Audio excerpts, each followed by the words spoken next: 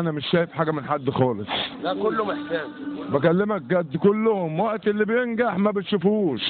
يعني انت ما شفتش اي خدمات منهم؟ شفتش نهائي. دايرتنا احنا. حتى عندنا هنا مفيش. يعني ما تعرفش مين نواب الدايره هنا؟ انا ما اعرفش.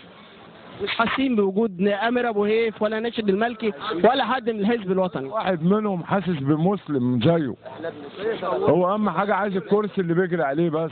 حاجه انت مش حاسس بالكلام ده؟ بيخدموا رجال الاعمال بس ورجال الاعمال بتخدمهم عشان تسلك لهم مصالحهم. انما انت مش حاسس بالخدمات؟ هم 2005 لحد دلوقتي احنا شايفين المرار. بيعمل حاجه سعادتك؟ محدش بيعمل حاجه، اي حاجه، مفيش حد بيعمل اي حاجه. عارف لو لقاك فارش بقفص وعليه شويه جوافه ياخدك انت والقفص وشويه الجوافه. طب في ايه في البلد انا مش عارف. طب البني ادم يعيش تحت مكتب الاستاذ امير ابو هيف ما حاولتوش تتجهوا ليه ولا حاجه؟ ما بيستمعش لحد.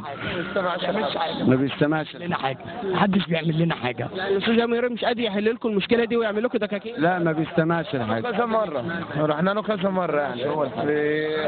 هو استاذ امير ابو هيف يكره حاجه اسمها البياعين. ليه طيب؟ اكيد عملتوا حاجه. حضرتك من قبل ما يخش مجلس الشعب وهو اساسا ما يحبناش ناكل عيش، حتى لما بنجري من الازاله وبنجري في المدخل بتاعه وخدت بالك بيسبنا وبيشتمنا.